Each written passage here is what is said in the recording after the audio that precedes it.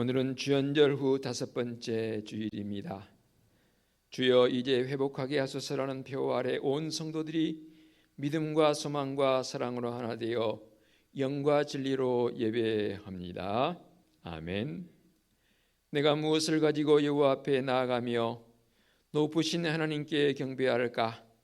사람아, 주께서 선한 것이 무엇임을 네게 보이셨나니 여호와께서 네게 구하시는 것은 오직 정의를 행하며 인자를 사랑하며 겸손하게 네 하나님과 함께 행하는 것이 아니냐. 아멘. 사랑하는 성도들이 드리는 예배를 기쁘게 받으시는 하나님 아버지, 거룩한 성일에 주님의 백성들이 마음을 모으고 목소리를 합하여 광대하신 이름을 높여드립니다. 우리의 영혼이 창조주 되신 하나님께만 경배하오니 곤고한 자들은 말씀으로 은혜받아 새힘을 얻게 하옵시고 상한 심령들은 찬송 중에 임하시는 하나님을 만나 그 영혼이 소성되게 하옵소서. 성령님의 인도하심을 따라 예배하는 모든 성도들이 오직 하나님 한 분으로 기뻐하는 복된 시간 되게 하옵소서. 예수님의 이름으로 기원하옵나이다. 아멘. 참여의 기도 시간입니다. 다 같이 침묵으로 지난 시간들을 돌아보며 삶의 자리에서 지은 죄를 고백하며 참여하는 기도 드립니다. 기도하시겠습니다.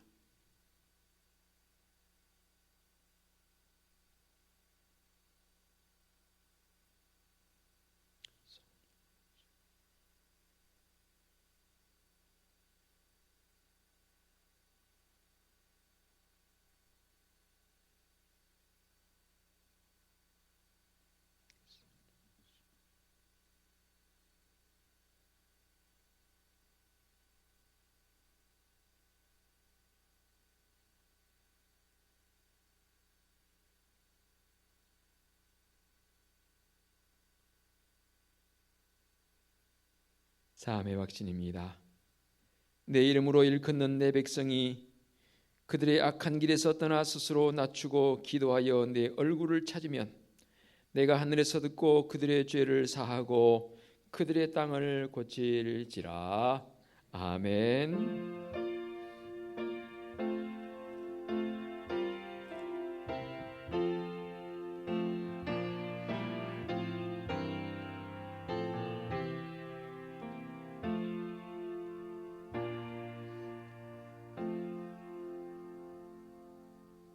다 같이 자리에서 일어나셔서 찬송가 617장 1절을 부르며 경배와 찬양합니다.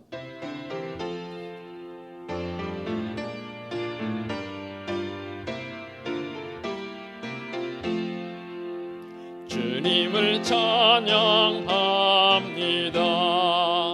내 맘과 정성 다하여 놀라우신 주님의 크신 능력 찬양하리라. 주님을 찬양합니다. 내 맘과 정성 다하여 주 안에서 언제나 기뻐하리라. 할렐루야. 주 안에서 언제나 기뻐하리라. 할렐루야. 아멘. 성시 교독하겠습니다. 내가 전심으로 주께 감사하며 신들 앞에서 주께 찬송하리이다.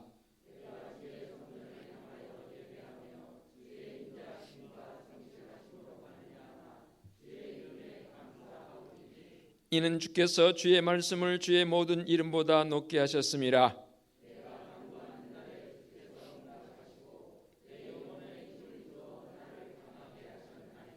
여호와여, 세상의 모든 왕들이 주께 감사할 것은 그들이 주의 입의 말씀을 들음이오며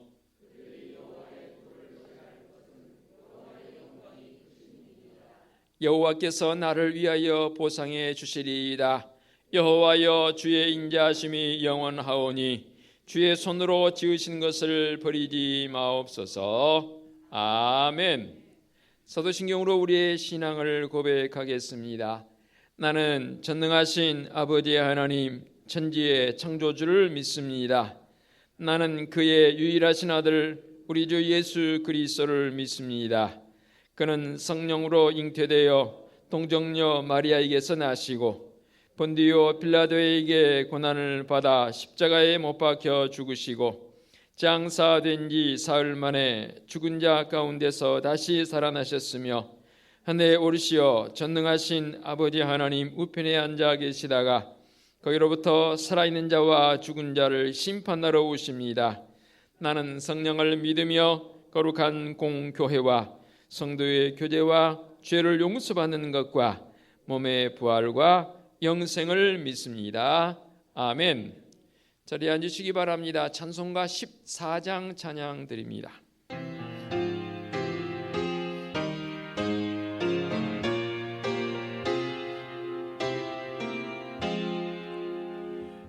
주리 하나님 하늘에 계시니 온천하 만민 주 앞에 찬송하네.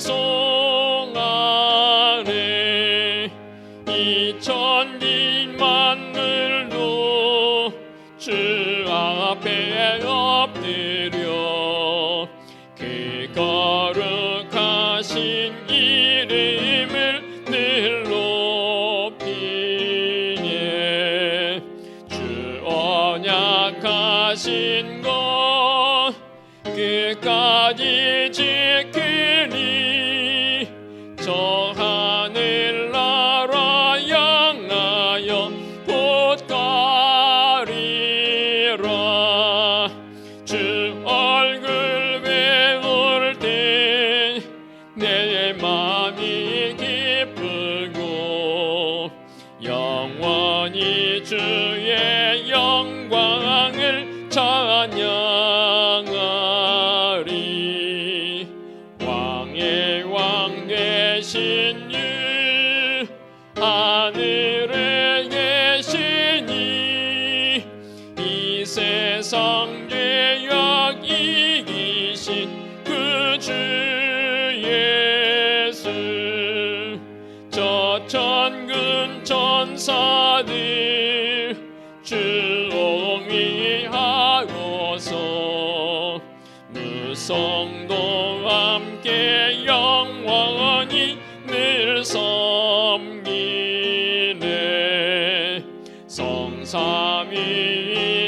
성삼위일체께 승리한 무리들 다 기쁜 소리 높여서 감사드려. 창조주 하나님 내 주님 되시니 주 앞에 나도 엎드려 경배하네. 아멘. 권영수 집사님 기도 인도하시겠습니다.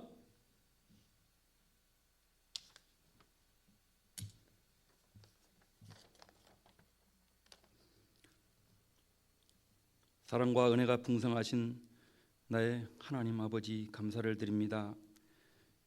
2월을 맞아 그동안 움츠렸던 대지의 새로운 생명이 싹트듯 거룩한 주일 아침 주님 전을 사모하며 예배 자리에 머리 숙인 저희들에게 엘리의 예배가 되게 하시고 예배 시간을 통하여 기쁨과 감사와 찬송이 넘쳐나는 시간이 되게 인도하여 주시옵소서.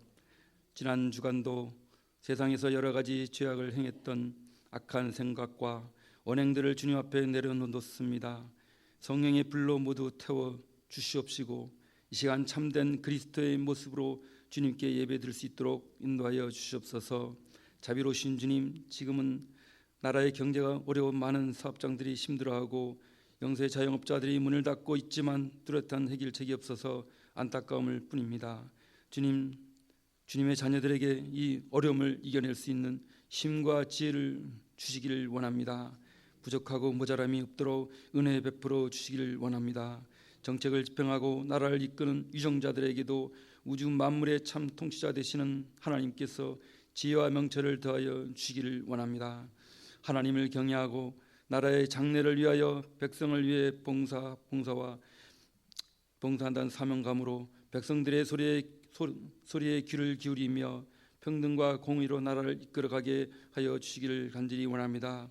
그리하여 이 나라가 안정되고 평화가 넘치는 복된 나라가 되게 인도하여 주시옵소서. 은혜의 하나님 아버지, 이번 주간은 또한 고유의 명절인 설 명절을 보냅니다.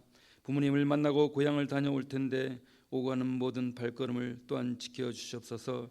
특별히 코로나 질병에 감염되지 않도록 또한 건강을 또한 지켜주시길 원합니다. 지금도 세계 곳곳에 하나님의 나라를 선포하기 위하여 복음 사역을 감당하고 있는 우리 선교사님들 위해서 또한 기도합니다. 주를 위해 즐거이 헌신하고 있는 가운데 있사오니 사역의 열매가 맺어지게 하시고 낭만 가운데서도 주의 놀라운 인도하심을 볼 수 있도록 큰 은혜를 베풀어 주시옵소서. 십자가 군병되어 승리의 개성가를 부르며 기쁨으로 주를 맞이하도록 인도하여 주시옵소서.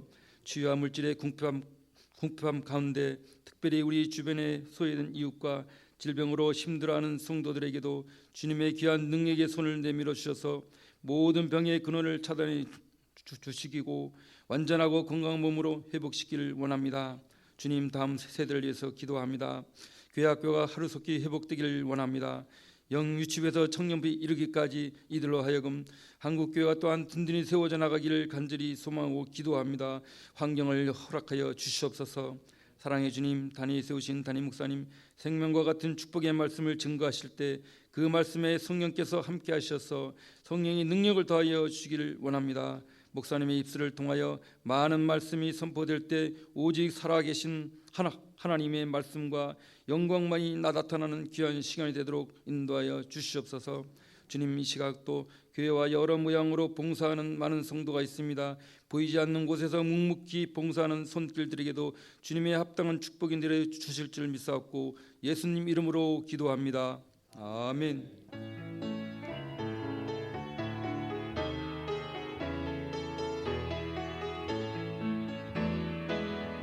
하늘에 계신 우리 아버지의 이름을 거룩하게 하시며 아버지의 나라가 오게 하시며 아버지의 뜻이 하늘에서와 같이 땅에서도 이루어지게 하소서. 오늘 우리에게 일용할 양식을 주시고 우리가 우리에게 잘못한 사람을 용서하여 준 것 같이 우리 죄를 용서하여 주시고 우리를 시험에 빠지지 않게 하시고 악에서 구하소서. 나라와 권능과 영광이 영원히 아버지의 것입니다. 아멘.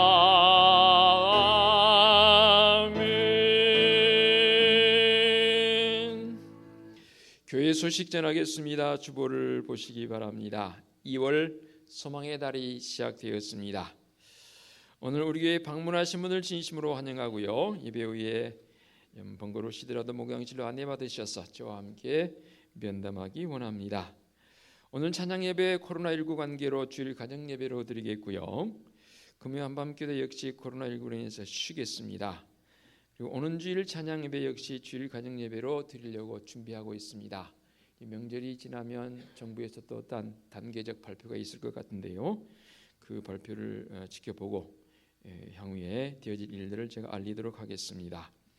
오는 12일 금요일은 우리 민족 고유의 명절인 설날입니다. 명절을 맞아서 어떤 자리에 있을지라도 그리스도인으로서의 품위를 잃지 않으시기를 당부드리겠고, 지난 추석 명절에도 이 코로나19 때문에 할 수만 있으면 이동하지 말고 집에서 있었으면 좋겠다라고 많은 분들이 또 가지 않았는데 이번 설 명절도 그럴 것 같습니다. 어른 이야기를 들으니까 추석도 못 갔으니까 설 명절은 가기는 가는데 다 놔두고 본인만, 예를 들어서 남자들 중심으로 해서 한두 사람 정도 움직인다는 그런 분도 제가 소식으로 들어본 적이 있습니다. 많이 안타깝지만 어쨌건 여러분, 이때에 더욱 우리 성도들이 이 코로나19 감염 번짐을 위해서 좀 예방하고 또 자제할 수 있는 그런 여러분들의 수고와 또 노력이 좀 필요한 때가 지금인 것 같습니다. 협력해 주시면 감사하겠고요. 어쨌건 가족끼리 서로 명절을 보낼지라도 그래도 명절이니만큼 더 없는 감사가 있는 명절을 되어주시기를 당부드리겠습니다. 이번에 제가 설 인사는 따로 하지 않도록 하겠습니다. 오늘 우리 방문해서 함께 예배하는 귀한 가족이 있습니다. 왼쪽 제일 뒷부분에 앉아 계시는데 우리 또 이랬으면 쑥스러우니까 박수로 한번 환영하십시다. 감사합니다. 자, 이제 앉은 자리에서 우리 앞뒤 옆에 계신 분들은 축복하며 인사 한번 나눌까요? 눈인사로 좀 나누면 좋겠습니다.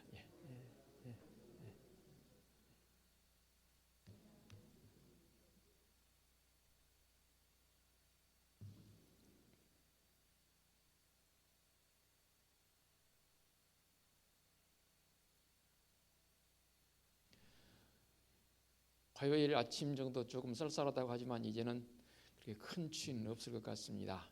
그럴지라도 또 환절기 다가오니까 건강관리 잘 하셔서 또 괜히 감기 걸리면 오해 사잖아요. 그렇죠?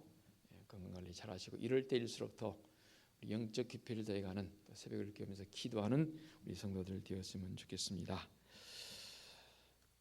함께 봉헌 찬송 드리겠습니다. 634장입니다. 모든 것이 주께로부터 왔으니 이 예물을 주께 드리나이다.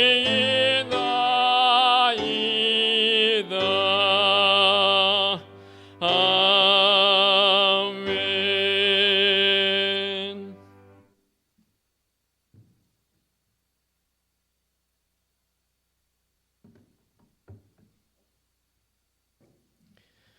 봉헌기도 드리겠습니다.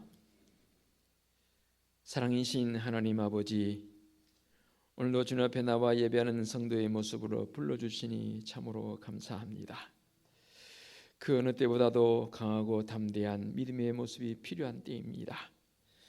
주님 앞에 나옴도 강하고 담대하게 하옵시고 세상에 나가서 살아갈 때도 강하고 담대한 십자가 군병의 모습으로 살아갈 수 있는 사랑하는 성도들을 되게 하여 주시옵소서. 오늘 주님 앞에 나와 예배하며 빈손으로 나오지 않고 모든 것이 하나님의 것임을 고백하며 11조 예물을 봉헌합니다. 범사에 감사하라 말씀하신 그 말씀을 따라서 감사 예물도 봉헌합니다. 보내는 자의 마음으로 선교 예물을 봉헌하옵고 이 코로나19 시대에 어려움 당한 이웃을 조금이라도 돕고자 구제 예물을 봉헌하며 매주를 잊지 않고 건축 예물과 주일 예물을 봉헌합니다. 예물 봉헌하는 성도들의 그 가정과 사업장과 직장에 우리 주님의 특별하신 은총 속에서 날마다 든든히 서가며 견뎌나갈 수 있는 힘을 7배나 더하여 주시옵소서. 주님의 빚값으로 세워주신 우리 은혜숲 교회가 올 한 해 동안 회복을 간구하며 주님 앞에 나아가오니 믿음의 성도들 더욱 우리 하나님과의 관계가 거리가 좁혀지게 하옵시고 코로나19를 통해서 대면할 수 없는 이 시대이지만 그러나 성도들이 정도 이 SNS라는 기구를 통해서 또 전화로 서로의 관계를 확인하기 위해서 우리 구역장들 중심으로 선교회장들 중심으로 더욱 친밀하게 나갈 수 있도록 열정을 더하여 주시옵소서. 또한 우리 주님 예수 그리스도로 말미암아 가정 천국을 이루어갈 수 있는 사랑하는 성도들의 가정이 되어지도록 은총 베풀어 주시옵소서. 이제 설 명절을 당하게 됩니다. 사랑하는 성도들 원근각처로 흩어질지라도 어떤 자리에 있을지라도 그리스도인으로서의 품위를 잃지 않는 사랑하는 성도들의 삶이 되게 하옵시고 어느 명절보다도 더 일가 친족들의 안부를 묻고 또 점검할 수 있는 서로 섬길 수 있는 믿음의 성도들의 복된 명절이 되게 하여 주시옵소서. 종이 새벽마다 주님 앞에 은혜를 구합니다. 특별히 다음 세대인 우리 믿음의 자녀들을 주님 긍휼히 여겨 주시옵소서. 영유치부 어린아이들 그 심령 속에도 주님 자정하셔서 참으로 하나님 앞에 예배하기를 원하는 간절한 마음이 우리 교육부서의 자녀들에게 차고 넘치게 하여 주시옵소서. 이를 위해서 교육자들과 교학교 부장 선생님들, 교학교 교사들, 온 성도들이 한 마음으로 기도하고 있사오니 주님 다음 세대를 더욱 든든히 세우시며 인도하여 주시옵소서. 주님의 은혜와 사랑에 감사하여 또 이렇게 강단에 아름답게 꽃으로 장식해 주시는 김혜경 권사님, 늘 주님의 은혜와 사랑으로 안위하여 주시옵소서. 특별히 육신의 질고를 통해서 침상에서 고통 중에 있는 성도들이 있사오니 주님 긍휼히 여겨 주시옵소서. 주님의 권능의 손길로 치유하여 주시옵소서. 회복되어 주님 앞에 할렐루야 찬송하며 예배하는 믿음의 환우들 되게 하여 주시옵소서. 오늘도 주님 앞에 나와 함께 예배하는 가운데 특별히 방문한 믿음의 발걸음들이 있사오니 주님 그 발걸음이 복되게 하여 주시옵소서. 한 번의 방문으로 그치지 않고 우리 은혜습재단에서 한 마음 한 가족이 되어 주님 앞에 감사로 기쁨으로 나가기에 결단하도록 그들의 심령을 붙들어 주시옵소서. 거룩하신 하나님 아버지, 우리 은혜습교회는 하나님이 우리의 유일한 꿈이며 말씀에 감동이 있는 교회의 모습을 가지고 올 한 해 동안도 회복의 은총을 경험하는 사랑하는 성도들이요 우리 교회요 이 민족 되게 하여 주시옵소서. 우리 주님 예수 그리스도의 이름으로 기도하옵나이다. 아멘. 하나님께서 이 시간 우리에게 주신 말씀은 신약성경 마태복음 22장 34절부터 40절까지 말씀 봉독해 올리겠습니다. 마태복음 22장 34절부터 40절까지 말씀 봉독하겠습니다. 예수께서 사두개인들로 대답할 수 없게 하셨다 함을 바리새인들이 듣고 모였는데 그 중에 한 율법사가 예수를 시험하여 묻되 선생님, 율법 중에서 어느 계명이 크니이까? 예수께서 이르시되 네 마음을 다하고 목숨을 다하고 뜻을 다하여 주 너의 하나님을 사랑하라 하셨으니 이것이 크고 첫째 되는 계명이요 둘째도 그와 같으니 네 이웃을 네 자신같이 사랑하라 하셨으니 이 두 계명이 온 율법과 선지자의 강령이니라. 아멘. 기도하시겠습니다. 오늘도 우리에게 예배하는 귀한 믿음의 시간을 더해 주시고 말씀을 듣기를 원하오니 성령 하나님 이 시간도 강력히 임재하사 강한 바람처럼 세미한 음성으로 말씀하여 주옵소서. 예수 그리스도의 이름으로 기도하옵나이다. 아멘. 지난 한 주간도 은혜 가운데 살아오신 성도들 참으로 힘든 때를 살고 있습니다. 이때일수록 더욱 성도들의 마음속에 제가 기도했지만 더 강하고 담대함이 필요한 때가 지금인 것 같습니다. 어떨 때는 견딜 수 없는 힘, 어떨 때는 그냥 쓰러져 버릴 것 같은 그러한 것들이 내 속에 주어짐을 통해서 삶의 주어짐을 통해서 어찌할까 하는 성도들의 모습이 참 많이 있습니다. 그런 모습을 보고 또 기도할 때마다 제 마음속에 많이 안타까움이 있습니다. 거듭 말씀드리거니와 강하고 담대한 모습으로 담대하게 일어설 수 있는 우리 성도들 되어주시기를 부탁을 드리겠습니다. 그래서 오늘 우리에게 주신 이 말씀을 중심하여서 우리 사랑하며 삽시다라는 말씀의 제목으로 나아갑니다. 그래도 힘을 낼 수 있는 것은 사랑의 힘밖에 없더라고요. 그러지 않겠습니까? 그래서 우리 이 시간 이웃 옆에 있는 분들에게 한번 인사하십시다. 이 제목의 말씀 우리 사랑하며 삽시다 인사 한번 했으면 좋겠습니다. 마스크 쓰기 괜찮습니다. 예. 우리 사랑하며 삽시다. 마음속에 진정성을 가지고 서로 나누면 또 그게 우리 옆에 분들에게 이웃들에게 성도들에게 또 전달이 되더라고요. 그럼 또 새 힘을 얻는 그런 은혜가 있을 줄로 믿습니다.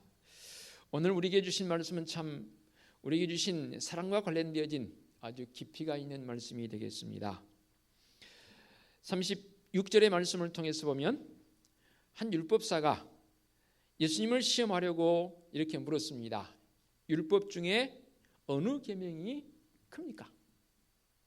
계명의 크고 적음을 이 율법사가 주님께 물었다 그 말입니다.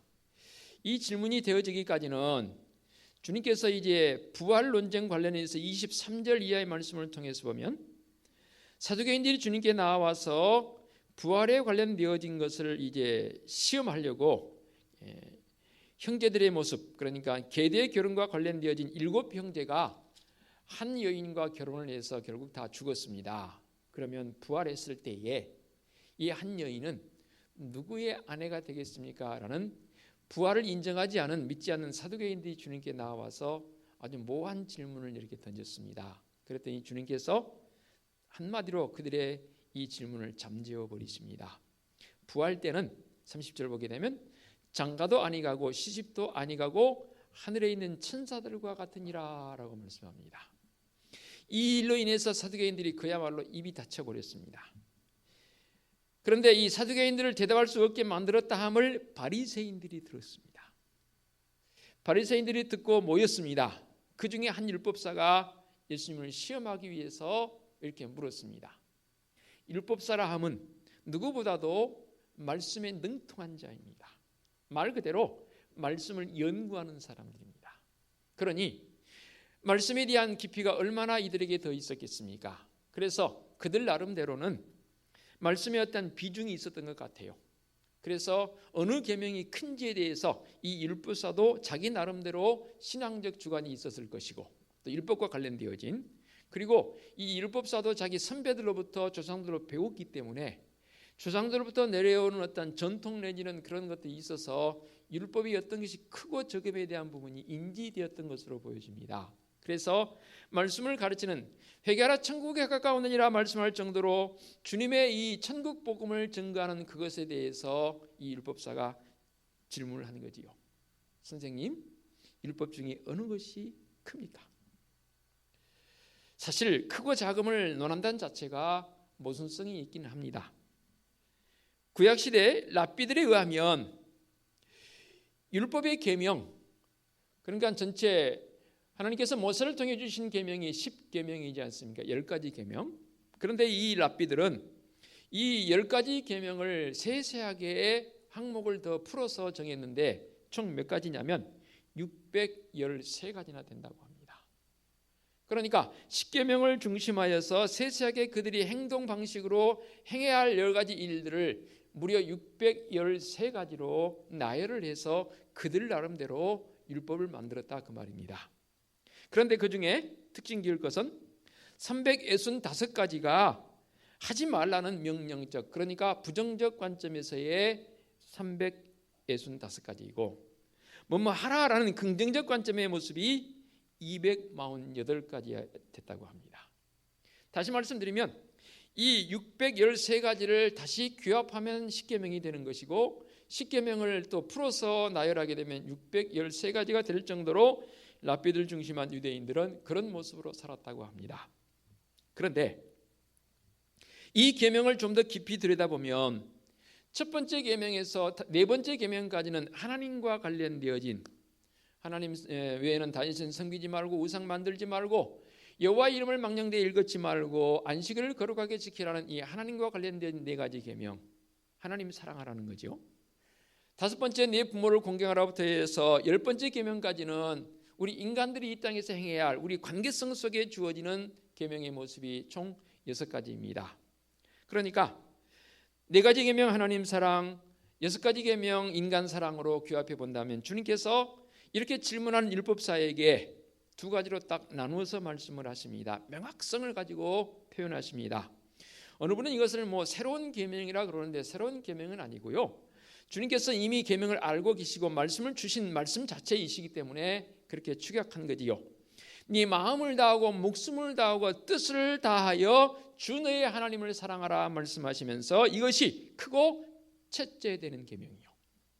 둘째는 그와 같으니 네 이웃을 네 자신같이 사랑하라 말씀하셨고 이 2 계명이 온 율법과 선지자의 강령이라고 표현합니다. 이렇게 사랑에 대한 부분, 공통 분모가 뭐냐면 하나님 사랑하고 이웃 사랑의 공통 분모는 사랑입니다. 이 사랑을 하나님의 모습으로 표현해서 하나님께서 우리를 사랑하심 같이 우리도 또 하나님을 사랑함 같이 이웃을 사랑해야 할 당위성을 여기서 말씀하고 있는 것을 봅니다.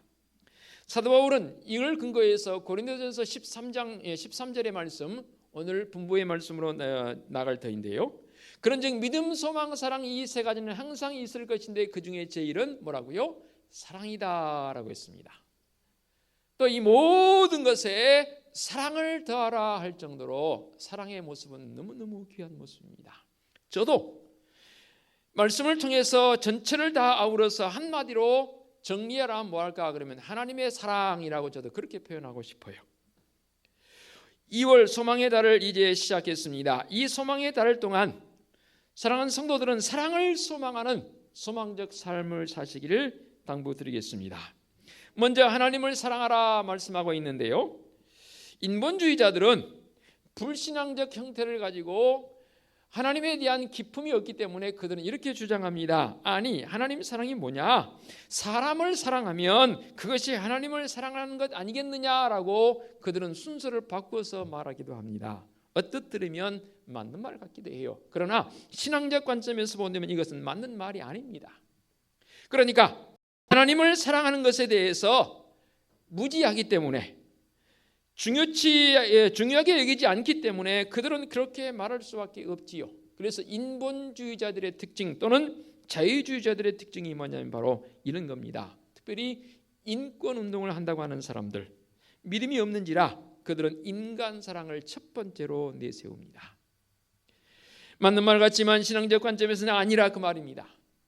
우리는 믿음의 고백을 바로 해야 합니다. 하나님을 사랑하는 것과 사람을 사랑하는 것 분명하게 구별을 지어야 합니다. 그래서 주님께서 오늘 주신 말씀 다시 한번 봅니다. 37절 38절 말씀, 네 마음을 다하고 목숨을 다하고 뜻을 다하여 주 너희 하나님을 사랑하라 하셨으니 이것이 크고 첫째 되는 계명이니라. 분명하게 말씀하십니다. 하나님이 사랑하는데 마음을 다하고 목숨을 다하고 뜻을 다해 사랑하는 것, 이것이 첫째라고 말씀하고 있습니다. 사람을 사랑하는 것은 그 다음입니다. 주님 말씀하시지요. 둘째 계명으로 뭐라 말씀하십니까? 바로 네 자신을 사랑함 같이 이웃을 사랑하는 것이, 이것이 둘째 계명이니라.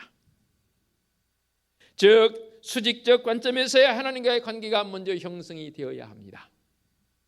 인본주의자들의 주장처럼 수평적 관점에서 인간관계 형성 잘하는 것 당연히 해야지요. 그러나 그것이 우선이 아니라 그 말입니다. 믿음적 신앙적 고백으로 나가는 성도의 고백이 무엇입니까? 하나님과의 관계가 먼저 형성되어야 그 다음에 우리가 사랑할 수 있는 그런 자리로 나아갈 수 있다 그 말입니다. 그래서 주님 분명히 말씀하시지요. 너희는 먼저 그의 나라와 그의 의를 구하라. 이 말씀이 바로 하나님 사랑함에 대한 부분과 연결되어진 부분 아니겠습니까? 너희는 먼저 그의 나라와 그의 의를 구하라는 말씀은 하나님의 의를, 하나님과의 관계를 먼저 하라는 겁니다. 그리하면, 그 다음 나와야죠. 여러분 요절인데, 그리하면 이 모든 것을 너희에게 더하시리라. 사람들이 오해하는 것은 그거예요. 이 모든 것을 더하는 것에 먼저 관심을 갖는 것 같아요. 그것은 그 다음 일이니까요. 사람 사랑이 먼저가 아니고 하나님 사랑이 먼저인 줄로 믿습니다. 왜 제가 이렇게 말씀을 드리냐면, 사랑의 관계성 속으로 들어가 보게 되면 이렇게 설정을 한번 해볼 수 있지요. 부모들이 자녀의 말을 참 잘 들어줘요. 그렇죠? 뭐 자녀 이기는 부모 없다 그러는데, 왜 그러면 부모들이 자녀들의 말을 잘 들어주나요? 거기 바탕은 뭐냐면 사랑 때문입니다. 부모이기 때문에라는 그 말을 주장하는 사람도 있긴 하지만 그 말도 맞아요. 그러나 더 근본적으로 들어가 보면 부모는 자녀를 사랑하기 때문에 자녀들이 요구하는 것을 들어줘요. 그래서 내리사랑이라고 말하지 않습니까? 또한 부모를 존경하고 부모를 사랑하는 자녀들이라면 부모들이 요구하는 것, 부모들이 부탁하는 것, 때로는 부모들이 명령하는 것에 대해서, 그것에 대해서 수긍을 하고 순종을 해요. 왜요? 그 바탕에도 사랑 때문입니다. 사실 그래요. 우리 부모님 세대는 많이 배우지 못했어요. 그러지 않습니까? 그런데 뭐 저를 비롯한 그 다음 세대는 최소한 고졸 대졸 되지 않습니까? 그러면 학문적인 깊이로 봐서는 자녀들이 부모의 말을 들을 수 있는 계제가 안 돼요. 그럼에도 불구하고 자녀들은 부모의 말에 순종합니다. 왜요? 부모의 권위 때문에? 그것도 맞아요. 그러나 그 밑바탕은 뭐예요? 사랑 때문에.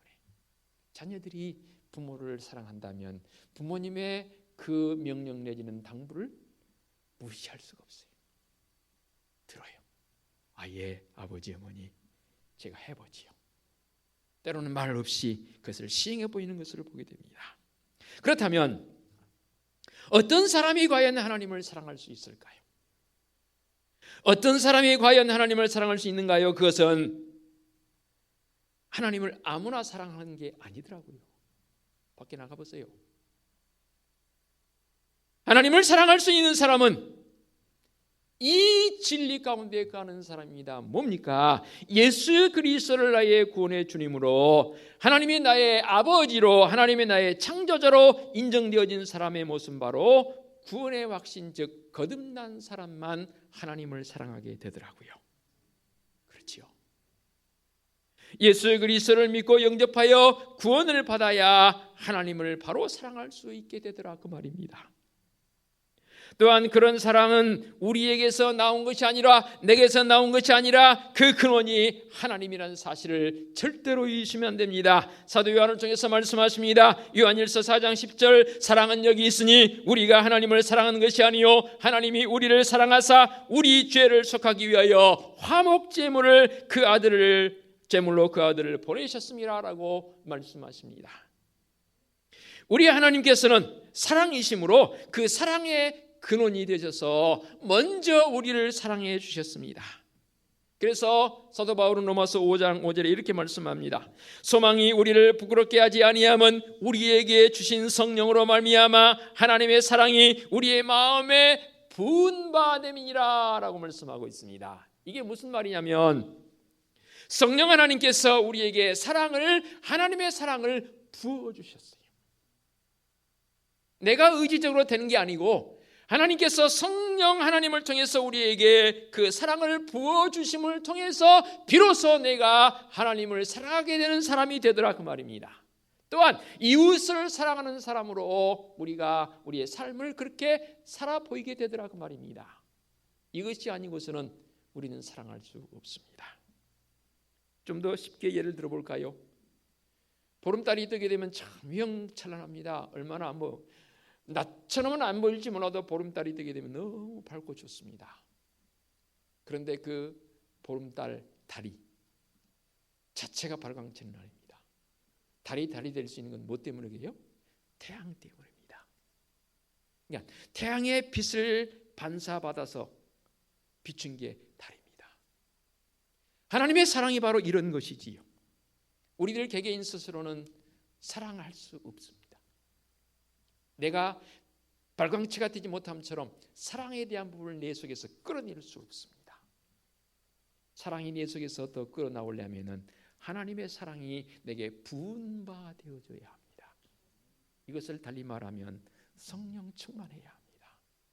성령 충만해야 진정한 사랑의 모습이 우리에게 드러나 보입니다. 그래서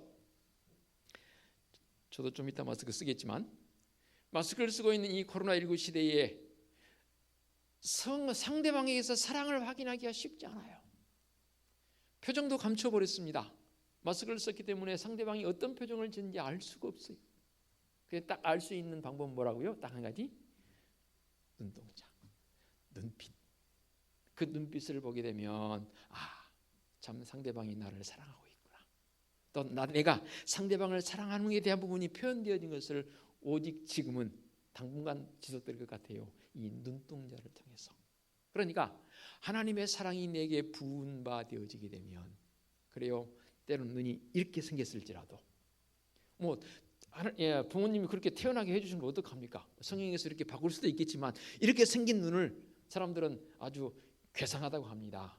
그러나요, 그 마음에 하나님의 사랑이 부은 바 되어지게 되면 그 눈빛이 달라져요. 모양새는 비록 이렇게 생겼을지라도 그 눈동자에 나오는 그 사랑의 모습은, 그 빛은 달라요. 자, 그러면 이제 우리가 하나님을 어떻게 사랑할 수 있을까요? 가장 먼저는 신앙적 고백이 우선돼야 되지 않습니까? 이어서 사랑할 수 있는 건 사랑하되 열정을 가지고 최고의 사랑으로 사랑하십시다. 그저 그냥 흐지부지 그냥 되면 되고 아니면 아니고 이런 거 말고요.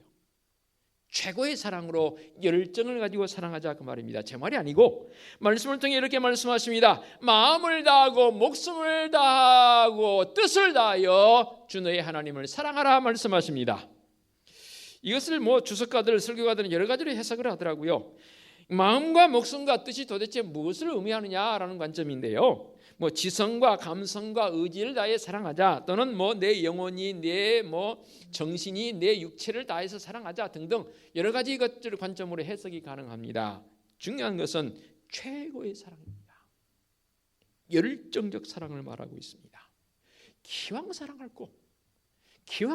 거 최고의 사랑으로 열정으로 사랑하십시다.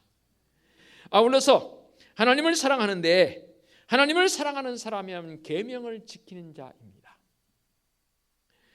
요한일서 5장 3절에 이렇게 말씀합니다. 하나님을 사랑하는 것은 이것이니 우리가 그의 계명을 지키는 것이라. 그의 계명들은 무거운 것이 아니로다.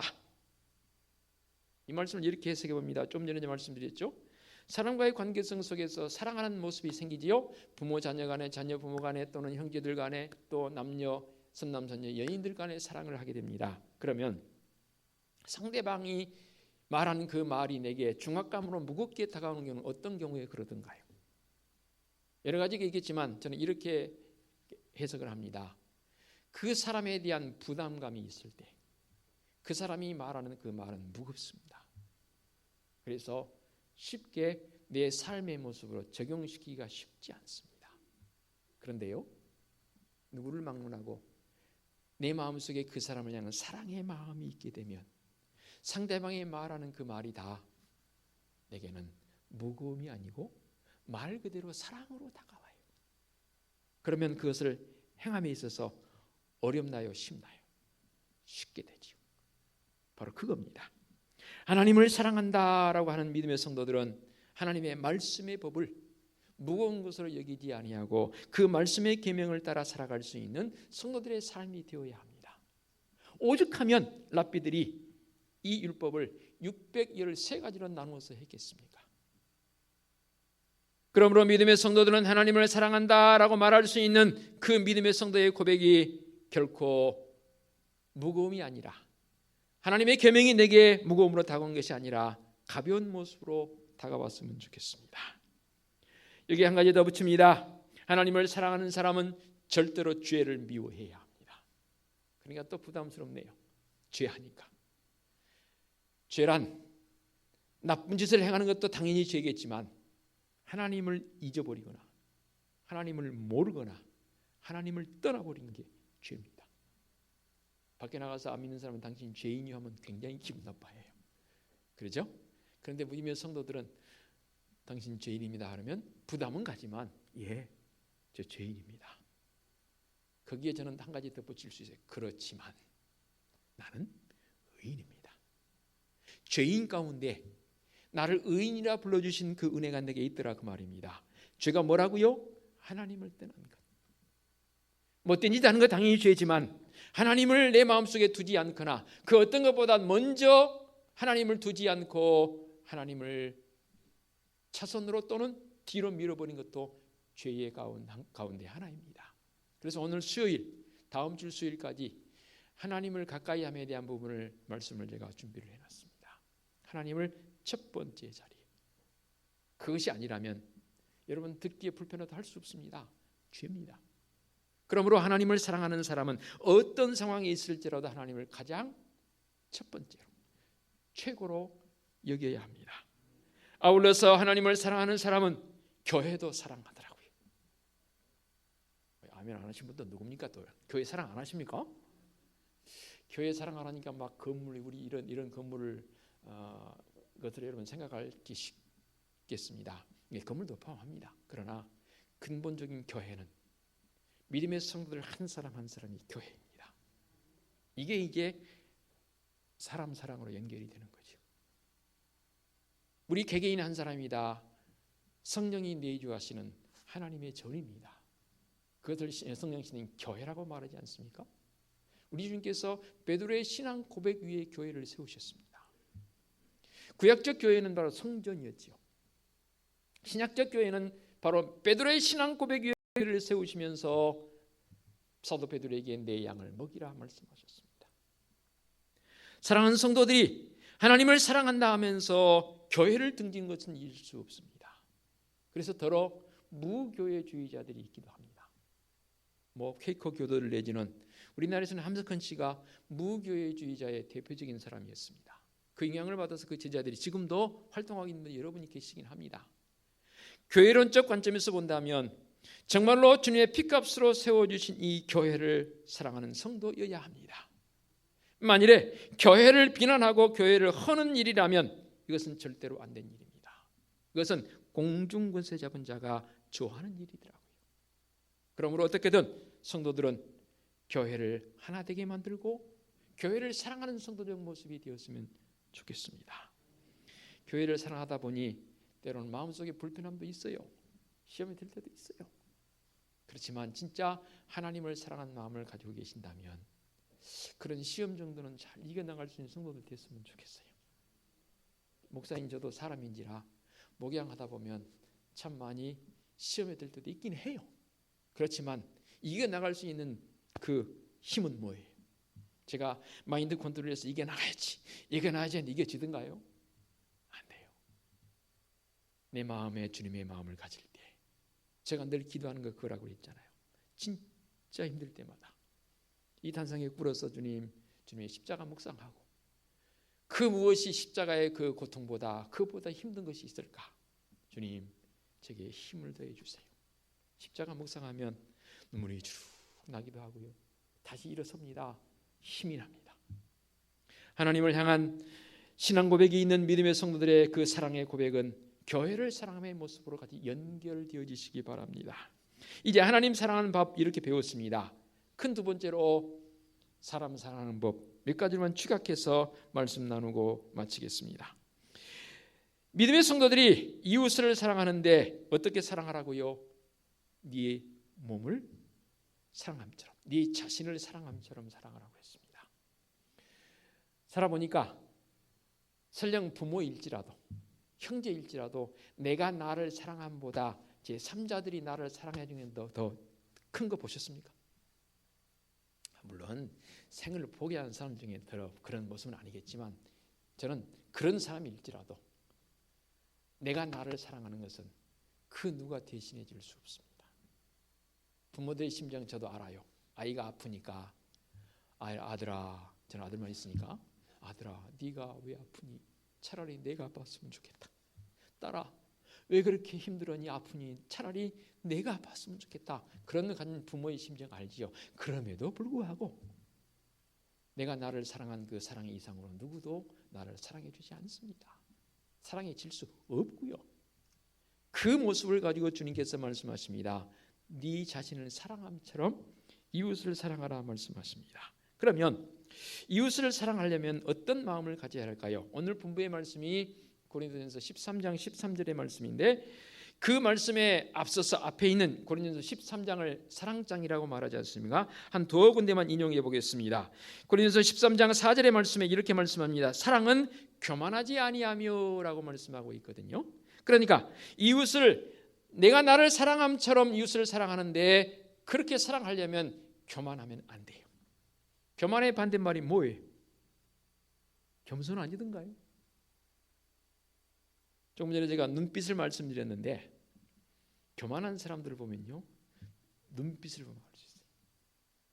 그 교만한 사람들의 눈빛은 어떤 눈빛인가요? 위에서 아래로 내려다보는 눈빛이에요.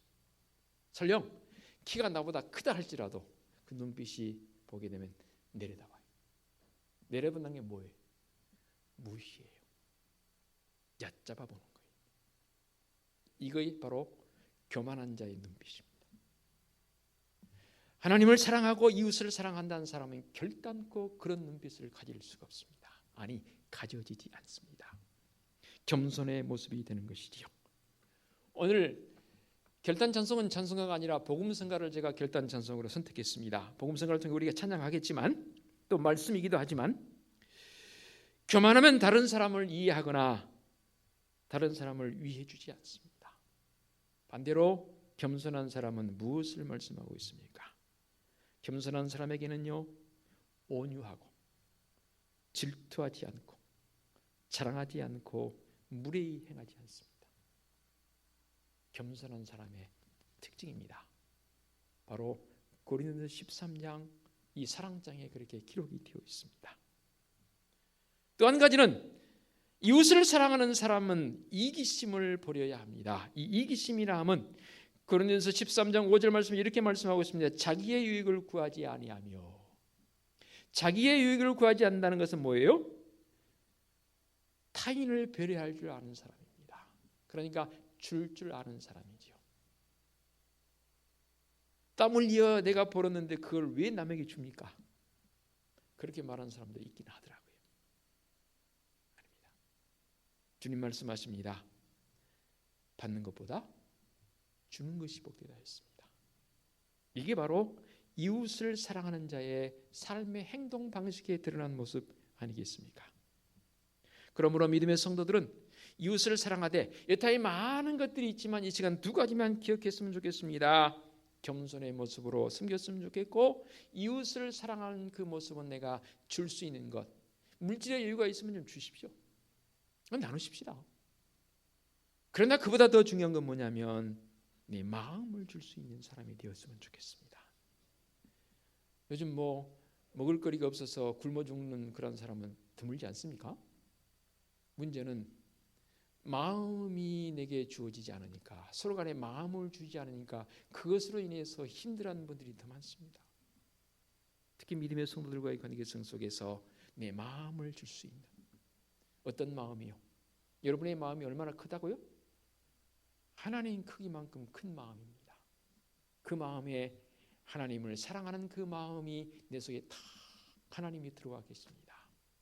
그렇다면 그 마음을 이제는 하나님 크기의 마음을 이웃들에게 줘보자고요. 여러분의 이웃이 누굽니까? 옆에 앉아 계신 분 아닙니까? 오늘 말씀의 제목 한 번 더 나누십시다. 옆 사람 보시면서 우리 사랑하며 삽시다. 한번 하십시오.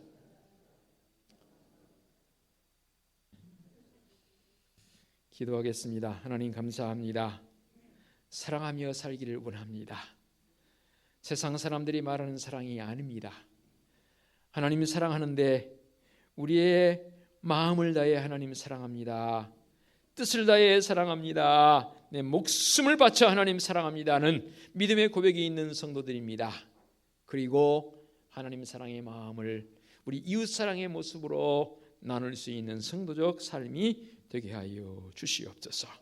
예수 그리스도의 이름으로 기도하옵나이다. 아멘. 사랑, 복음성가 찬양 함께 찬양드립니다. 길단 찬송입니다.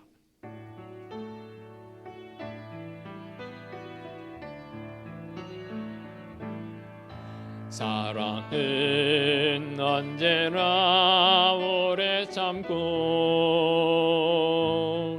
사랑은 언제나 온유하며, 사랑은 시기하지 않으며, 자랑도 교만도 아니하며, 처음 사랑은 무례히 행하지 않고, 사랑은 무례히 행치 않고, 자기의 유익을 굳지 않고, 사랑은 성내지 아니하며, 진리와 함께 기뻐하네. 사랑은 모든 것 감싸주고, 바라봄이 있고 참아내며, 사랑은 영원토록 변함없네. 믿음과 소망과 사랑 이 세상 끝까지 영원한 것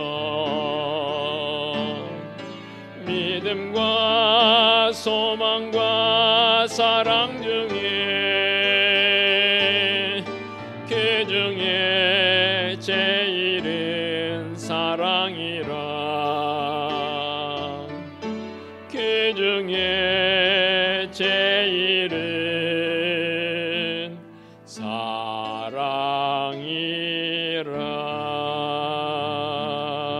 사랑이라. 아멘.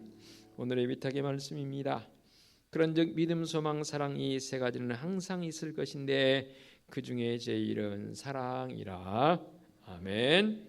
우리 주님 예수 그리스도의 은혜와 하나님 아버지의 지극하신 사랑하심과 성령님의 인도하시며 교통하심이 하나님 사랑하고 사람 사랑하며 살기를 원하는 사랑하는 성도들 머리 위에와 성도들의 가정과 사업장과 직장 위에와 우리 교회 위에와 이 민족 위에 이제와 영원토록 함께 하시기를 축원하옵나이다.